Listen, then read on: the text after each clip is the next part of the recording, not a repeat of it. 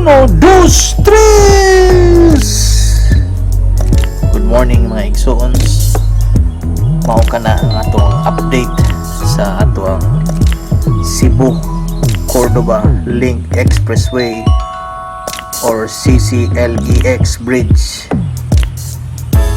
Karon di ay niata sa likod sa City Hall sa Cebu City.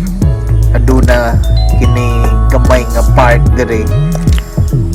Karon sayos kabuntagon ni ata dire ni duaw ta ning li ta og manindot ba kani kay first time na kong makataak ani nga park.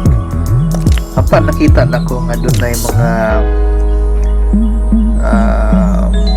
tambay anong mga way katulganan arin nga tulog, pero so far sa akong nakita limpyo o nindot kapahuwayan.